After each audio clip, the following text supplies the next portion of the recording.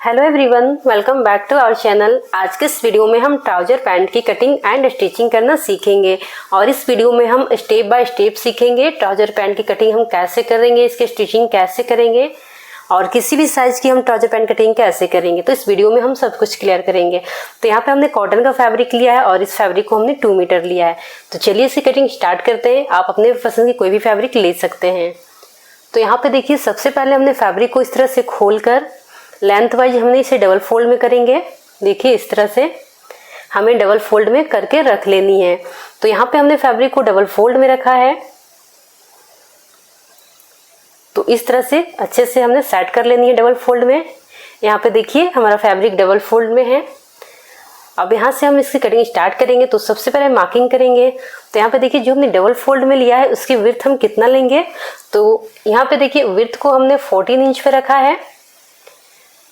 Width को हमने 14 inch पे रखा है और इसकी रेडी लेंथ लेंगे। तो यहाँ पे देखिए सबसे पहले लेंथ लेने से पहले हम यहाँ पर इलास्टिक के लिए 2 इंच पे मार्क करेंगे, जिसमें कि हम अपनी इलास्टिक इंसर्ट करेंगे। तो यहाँ पे 2 इंच हम छोड़ देंगे। इस तरह से लाइन को स्ट्रेट कर देंगे, जो कि हमने इलास्टिक के लिए 2 इंच यहाँ पे रखा है। और यहाँ पे लाइन को इस तरह से स्ट्रेट कर लेंगे। अब यहाँ पे देखिए अपनी ट्राउजर की लेंथ लेंगे। तो यहाँ पे हमने जो 2 इंच इलास्टिक को लिया उसे छोड़ के हम अपनी लेंथ को मार्किंग करेंगे। तो यहाँ पे देखिए इस तरह से इंची टेप को रखेंगे और यहाँ से अपनी ट्राउजर की जो भी रेडी लेंथ आपको रखनी है, यानी कि जितनी भी रेडी करनी है, आप यहाँ से मार्क कर लेंगे। तो मैं ये रेडी लेंथ 32 इंच पे रखूँगी।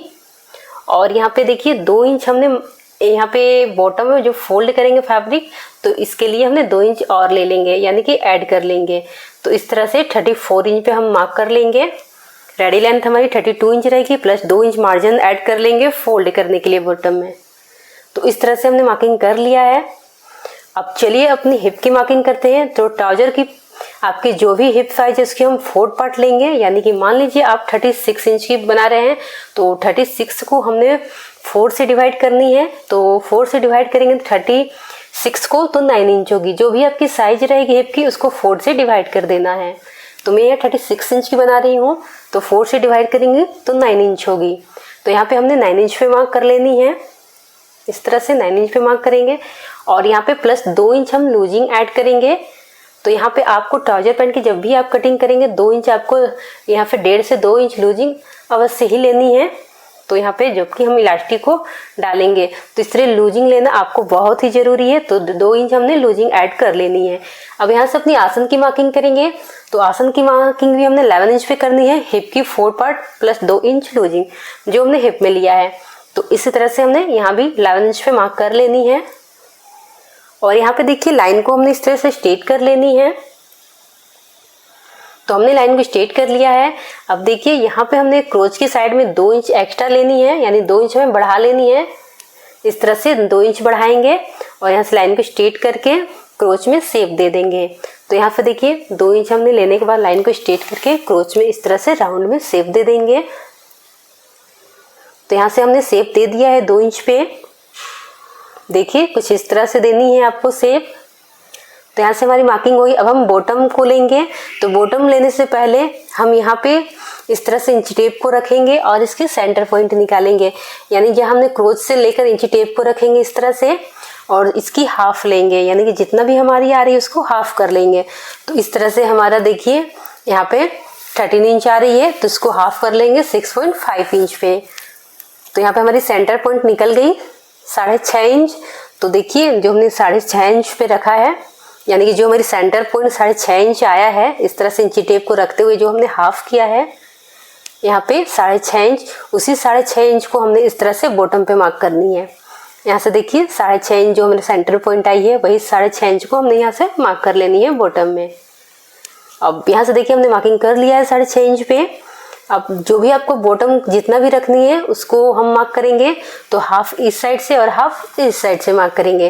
तो यहाँ पे बॉटम हमको 7 इंच पे रखनी है, जो कि हमारी मार्जिन भी इसमें ऐड है।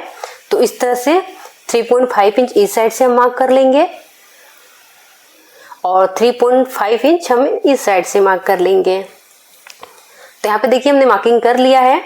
यहाँ पे 2 इंच हमारे मार्जिन है और 5 इंच हमारा बॉटम में फ्लेयर रहेगी। तो इस तरह से हमने मार्किंग कर लिया है।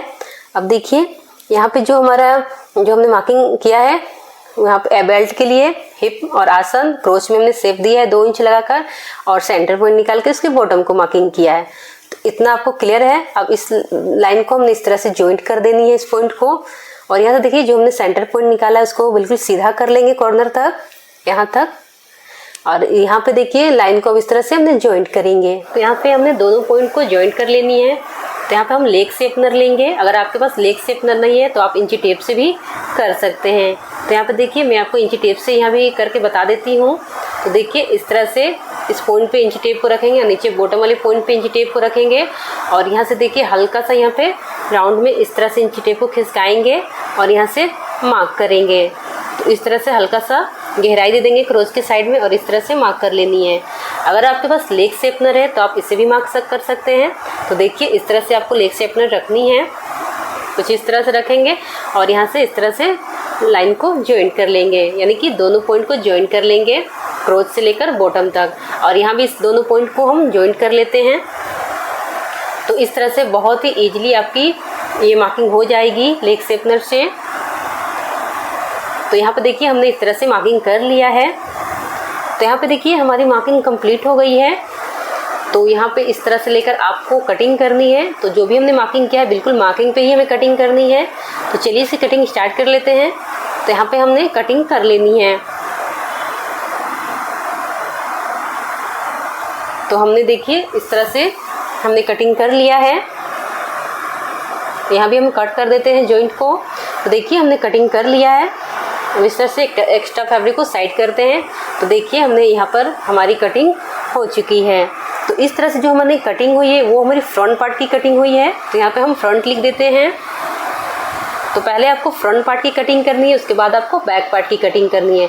तो ट्राउजर पैंट की कटिंग दोनों अलग अलग करेंगे तो इसकी फिनिशिंग बहुत ही अच्छी आती है। तो देखिए हमने फ्रंट पार्ट की कटिंग कर लिया। अब बैक पार्ट की कटिंग करेंगे। तो जो हमारे बचे हुए फैब्रिक है उसे हमने फिर से डबल फोल्ड करके रखनी है। तो यहाँ पे देखिए हमने डबल फोल्ड करके रख लिया है। वहाँ से पहला में हमने फ्रंट पार्ट में इसकी विड्थ को 14 इंच पे रखा था, इसमें 2 इंच हमें एक्स्ट्रा रख लेंगे, यानी कि 16 इंच पे रख लेंगे इसकी विड्थ को। और जो हमने फ्रंट पार्ट को कट किया है बिल्कुल इसके ऊपर अच्छे से सेट करके रखेंगे। इस तरह से देखिए हमने रख लिया है। यहाँ से हमने फ्रंट पार्ट को रखनी है इस तरह से। तो फ्रंट पार्ट की कटिंग को हमने रखा है। और जो बैक पार्ट में यहाँ बेल्ट के साइड में वहाँ हमें 2 इंच एक्स्ट्रा लेनी है अपनी बैक पार्ट में। तो इस तरह से फ्रंट पार्ट को हम थोड़ा सा नीचे खिसका लेंगे। देखिए इस तरह से हमें 2 इंच एक्स्ट्रा रखनी है अपनी बैक पार्ट में। तो यहाँ से हमें 2 इंच बढ़ा लेनी है फ्रंट पार्ट से अपनी बैक पार्ट में। तो 2 इंच हमने यहाँ पे एक्स्ट्रा रख लिया है। अब देखिए यहाँ पे भी क्रोच के साइड में भी हमें 2 इंच एक्स्ट्रा लेनी है बैक पार्ट में। तो ट्राउजर पैंट की आप कटिंग करेंगे तो फ्रंट पार्ट कट करने के बाद बैक पार्ट में आपको 2 इंच एक्स्ट्रा लेनी होती है। तो यहाँ पे हमने बेल्ट के साइड में 2 इंच रखा है, क्रोच के साइड में 2 इंच बढ़ा लिया है और यहाँ से भी हमने 2 इंच बढ़ा लेंगे। तो यहाँ पे देखिए 2 इंच पे हमने इस तरह से मार्क कर लेंगे। यहाँ पे हमने बेल्ट के लिए बढ़ाया है, क्रोच में 2 इंच बढ़ाया है और यहाँ भी हमने 2 इंच बढ़ा लिया है, यानी कि हमने आसन के साइड में बढ़ानी है। तो फ्रंट पार्ट को इस तरह सेट करके रखेंगे और आसन के साइड से 2 इंच बढ़ा लेंगे। लाइन को देखिए यहाँ पे क्रोच तक हमने स्ट्रेट करनी है और यहाँ भी सेम ऐसे ही हमने क्रोच में यहाँ पे इस तरह से शेप दे देंगे राउंड में, जैसे हमने फ्रंट पार्ट में दिया है। तो इस तरह से मार्किंग करने के बाद अब देखिए ये हमारी फ्रंट पार्ट है और बैक पार्ट के साइड से हमने, यानी कि आसन के साइड से हमने 2 इंच बढ़ाया है, बेल्ट के साइड से लेते हुए हमने आसन तक 2 इंच बढ़ाया है।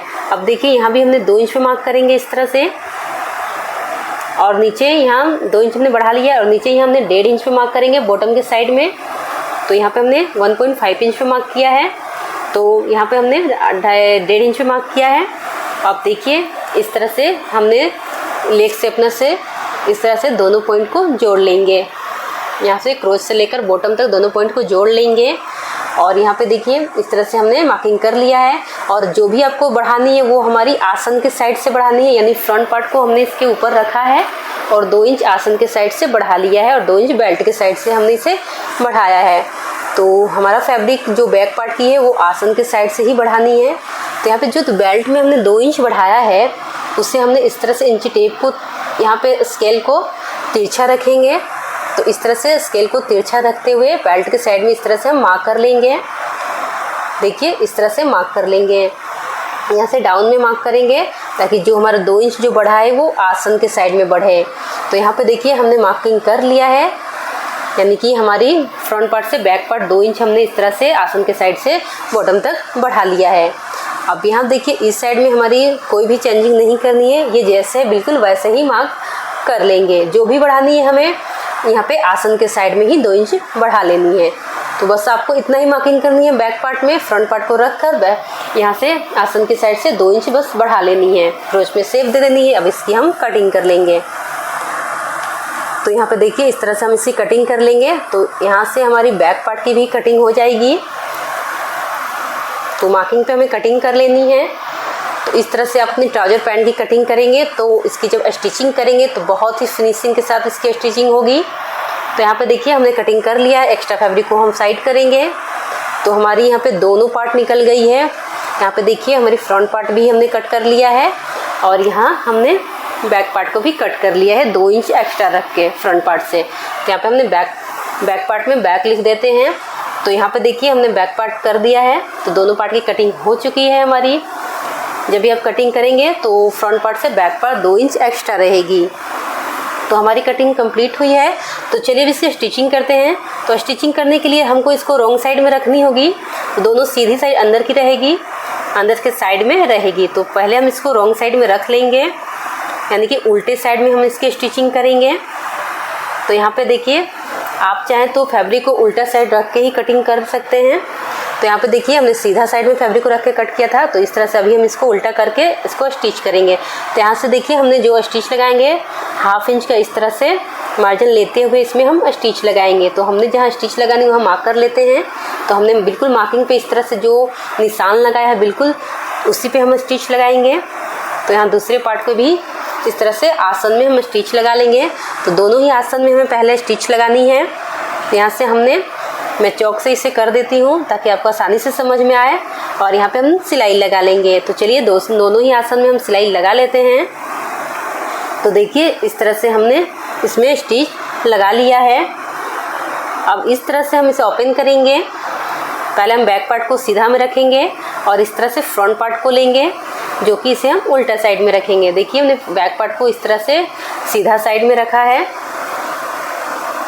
और अब हमने फ्रंट पार्ट को लेकर उल्टा साइड में रखनी है, यानी कि रॉन्ग साइड में रखनी है। अब देखिए दोनों को इस तरह से हम अच्छे से सेट करके इसके किनारे पे स्टिच लगाएंगे। इस तरह से देखिए किनारे को अच्छे से मिलाते हुए हमने इसमें स्टिच लगा लेनी है। दोनों ही साइड में स्टिच लगानी है हमें। तो यहाँ पे देखिए इस तरह से हमने इसे सेट कर लेंगे अच्छे से और स्टिच लगा लेंगे। चलिए इसमें स्टिच लगा लेते हैं साइड में। तो किनारे पे हमने स्टिच पहले लगा लेनी है। तो यहाँ पे देखिए हमने इस तरह से किनारे में स्टिच लगा लिया है। तो हमारी स्टिच लग गई है। अब देखिए जो हमने 2 इंच एक्स्ट्रा लिया था बेल्ट के साइड में और इसे तिरछा में स्केल को रख के कट किया था, इसीलिए हमारी 2 इंच ये बड़ा है बैक साइड की, जिससे इसी से आपकी ट्राउजर की फिटिंग बहुत ही अच्छी आती है और कहीं से भी उठेगी नहीं। अब हमने 2 इंच यहाँ पे बेल्ट के लिए लिया था, जो कि इलास्टिक को हमने 1.5 इंच की इलास्टिक डालेंगे। तो पहले हम क्या करेंगे, इसे फोल्ड करेंगे। तो 1/2 इंच इस तरह से फैब्रिक को फोल्ड करेंगे, फिर इस तरह से 1.5 इंच पे फोल्ड करके स्टिच लगा लेंगे। तो 1/2 इंच हमें पहले इस तरह से फोल्ड करनी है और 1.5 इंच पे लेकर हमें पूरी गोलाई में स्टिच लगानी है ताकि हम इसमें इलास्टिक को डाल सके। तो यहाँ पे देखिए जो बैक साइड का हमने बड़ा कट किया था 2 इंच, वो हमारा बड़ा ही रहेगा। इसको ध्यान से फोल्ड करनी है। तो बैक फ्रंट से 2 इंच बैक बड़ा है। तो यहाँ पे हमने पूरी गोलाई में इसको स्टिच लगा लेंगे। थोड़ा सा यहाँ खुला रहने देंगे ताकि इसमें हम इलास्टिक को इंसर्ट कर सके इजीली। तो यहाँ पे देखिए इसी तरह से हमें बिल्कुल किनारे पे स्टिच लगानी है। चलिए स्टिच लगा लेते हैं। तो हमने देखिए फैब्रिक को इस तरह से फोल्ड किया है और स्टिच लगा के थोड़ा सा जगह खुला रहने दिया है। तो चलिए अब हम इसमें इलास्टिक को डालेंगे। तो इलास्टिक हम कितना लेंगे, तो इलास्टिक आपको अपने कमर से 4 इंच कम लेनी है। तो यहाँ पे कमर 30 इंच है, तो 4 इंच हमने माइनस कर देंगे, यानी 26 इंच की लेंगे। जो भी कमर की साइज़ है उसे 3 से 4 इंच इलास्टिक आपको कम लेनी है। तो बस इसी फार्मूला से आपको इलास्टिक लेनी है। तो यहाँ पे देखिए पिन और या क्लिप्स के हेल्प से हम इसे इसमें डाल लेंगे। तो इस तरह से बहुत ही इजीली इलास्टिक इसमें इंसर्ट हो जाती है। तो यहाँ पे देखिए हमने इलास्टिक को इस तरह से डाल लिया है। अब दोनों ही किनारे को इलास्टिक को हम स्टिच करेंगे। इस तरह से दोनों इलास्टिक को इस तरह से ओवरलैप करते हुए इसमें 4 से 5 स्टिच लगा लेंगे।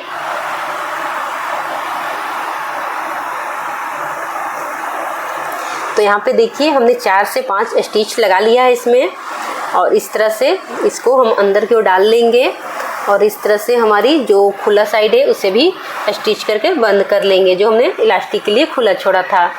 तो इसमें भी हमने स्टिच लगा लेनी है। तो यहाँ पे देखिए हमने स्टिच लगा लिया है और इस तरह से 3 से 4 बार अच्छे से इस तरह से खींचेंगे ताकि हमारी इलास्टिक अच्छे से सेट हो जाए। तो हमारी इलास्टिक यहाँ पे अच्छे से सेट हो गई है। अब देखिए यहाँ पे और भी फिनिशिंग देने के लिए हमने इसमें एक टॉप स्टिच लगा लेंगे इलास्टिक पे।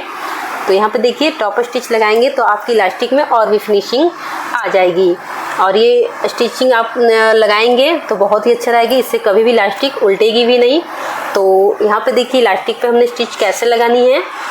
तो यहाँ पे देखिए इलास्टिक में जब भी हम स्टिच लगाएंगे तो इसको खींचते हुए स्टिच लगाएंगे। यहाँ से देखिए स्टिचिंग करते टाइम हम यहाँ पे इलास्टिक को खींचते हुए इसमें स्टिच लगाएंगे। तो बिल्कुल ऐसा ही आपको स्टिच लगानी है। इलास्टिक में जब भी आप टॉप स्टिच लगाएंगे तो खींचते हुए स्टिच लगाएंगे, इससे इलास्टिक बहुत ही अच्छे से सेट हो जाती है और इसकी फिनिशिंग भी बहुत ही अच्छी आती है। तो यहाँ पे देखिए हमने खींचते हुए इसमें स्टिच लगा लेंगे।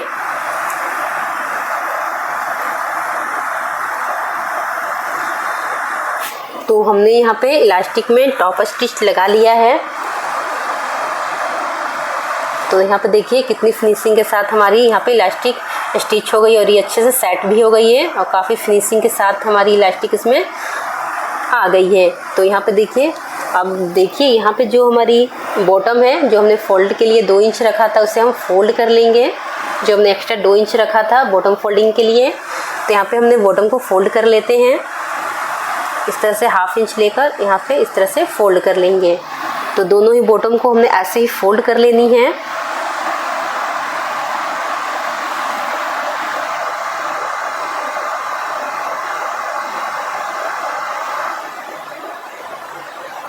तो यहाँ पे देखिए बिल्कुल ऐसे ही स्टिच लगा के फोल्ड कर लेंगे दोनों ही बॉटम को। तो हमने दोनों बॉटम को ऐसे ही फोल्ड कर लिया है। अब इस तरह से हमने ट्राउजर को रॉन्ग साइड में रखेंगे और इसके सेंटर में स्टिच लगाएंगे, यानी कि इसकी फिनिशिंग स्टिचिंग लगा लेंगे। तो यहाँ से इस तरह से अच्छे से सेट करते हुए हमने इस तरह से क्रोच को अच्छे से मिलाते हुए रखेंगे और इसमें स्टिच लगा लेंगे। यहाँ से इस तरह से स्टिच लगा लेंगे। तो देखिए इस तरह से हमने इसमें स्टिच लगा लिया है। अब हम इसे राइट साइड की ओर टर्न करेंगे। तो यहाँ से देखिए ट्राउजर पैंट को में हमने स्टिच लगा लिया है। अब इसे राइट साइड की ओर टर्न कर लेंगे। तो देखिए कितनी अच्छे से हमारी इसमें फिनिशिंग आई है। तो हमारी ये ट्राउजर पैंट की जो हमने कटिंग की थी बहुत ही फिनिशिंग के साथ, इसकी स्टिचिंग भी बहुत ही फिनिशिंग के साथ आई है। और हमारी बैक पार्ट फ्रंट पार्ट से 2 इंच एक्स्ट्रा हमने ली थी, तो यहाँ पे बड़ा है, जिससे इसी से आपकी फिनिशिंग बहुत ही अच्छी ट्राउजर पैंट में आती है। तो इससे आपकी ट्राउजर पैंट बहुत ही परफेक्ट बनेगी और कहीं से भी उठेगी भी नहीं। तो इसी मेथड से आप इसकी कटिंग और स्टिचिंग करेंगे तो आपकी भी ट्राउजर पैंट बहुत ही परफेक्ट बनेगी। तो यहाँ पे देखिए हमने इसे कंप्लीट कर लिया है। और अगर आप हमारे चैनल पर नए हैं तो हमारे चैनल को सब्सक्राइब करें, और अगर आपको वीडियो पसंद आए तो वीडियो को लाइक करें। और यहाँ पे देखिए इसी मेथड से आप इसकी कटिंग करेंगे तो फिनिशिंग आएगी। Thank you. फिर मिलते हैं नए वीडियो के साथ में, तब तक के लिए बाय बाय।